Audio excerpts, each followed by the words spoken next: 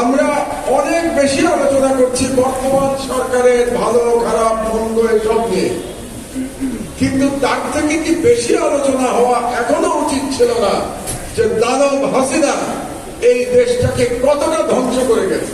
তার মানে মাহমুদুর রহমানকে অ্যারেস্ট করে তথ্য প্রযুক্তি আইন আইসিটি 57 ধারায় চার্জশিট দেয়া একটা ক্রেডিট, এবং এটা ক্রেডিট হিসাবে সে অফিসিয়াল। এটা এমন না যে কোনো প্রাইভেট কাগজ, it is a official document. এই 5 দিন জেলে থাকা অবস্থায় বাংলাদেশের সর্বশ্রেণীর নাগরিক আমাকে যে ভালোবাসা দেখিয়েছেন, আমাদের ডায়াসপোরা বিদেশ থেকে যে ভালোবাসা দেখিয়েছেন, তার কৃতজ্ঞতা জানানোর ভাষা আমার নয়।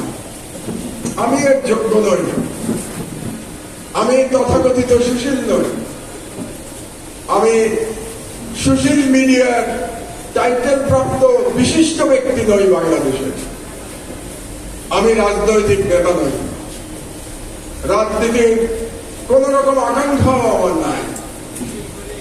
আমি বাংলাদেশের আম জনতার একজন বর্ষিয়ান প্রতিনিধি মাত্র। আমি আমাকে ওইভাবেই বিবেচনা করি। বাঙালি মুসলমানের বড় বিস্মৃতি প্রবণতা রয়েছে, স্মৃতি ভ্রষ্ট হয়ে যায় খুব তাড়াতাড়ি, এমনকি নিকট অতীত খুব তাড়াতাড়ি ভুলে যায়। যেমন আমি দেখতে পাচ্ছি বাংলাদেশে ফিরে যে দানব শেখ হাসিনা, সাসিস শেখ হাসিনার যে জুলুম, সেই জুলুম নিয়ে যেন আলোচনা ইতিমধ্যে কমে গেছে। আমরা অনেক বেশি আলোচনা করছি বর্তমান সরকারের ভালো খারাপ মন্দ এসব নিয়ে, কিন্তু তার থেকে কি বেশি আলোচনা হওয়া এখনো উচিত ছিল না যে দানব হাসিনা এই দেশটাকে কতটা ধ্বংস করে গেছে। কিন্তু সেই আলোচনা আমি কম শুনতে পাচ্ছি। এটাই বাঙালি মুসলমানের স্মৃতিশক্তি কম হওয়ার একটা প্রমাণ।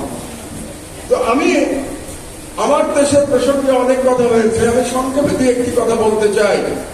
কারণ হলো এই যে মহান বিপ্লব ঘটে গেল জুলাই এবং আগস্টে, এই বিপ্লবে যে তরুণ ছাত্র জনতা, যাদের মধ্যে আজকে অনেকে উপস্থিত আছে, যারা নেতৃত্ব দিয়েছে, তারা আমার দেশ যখন লড়াই করছে তখন তারা বালক ছিল। তারা আমার দেশের অনেক কিছুই জানে না।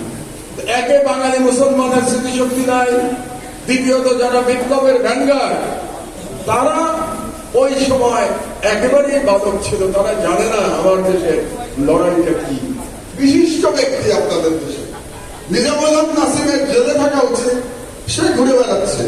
নিজামুল হক নাসিমের এতক্ষণে অ্যারেস্ট হওয়া উচিত ছিল, গ্রেপ্তার হওয়া উচিত ছিল নিজামুল হক নাসিমের। কারণ একজন বিচারপতি এরকম অনৈতিক কাজ করতে পারে না, যেটা স্কাইপ কেলেঙ্কারিতে আমরা প্রমাণ করেছিলাম। আরেকটা মজার জিনিস আপনাদেরকে দেখাই, এটা একটা কাগজ, এটা কিন্তু বেশ ভাইরাল ইয়েতে, হোয়াটসঅ্যাপে। এটা হচ্ছে মোহাম্মদ মহিউদ্দিন আহমেদ, সে হলো বিশেষ পুলিশ সুপার সিআইডি যশোর।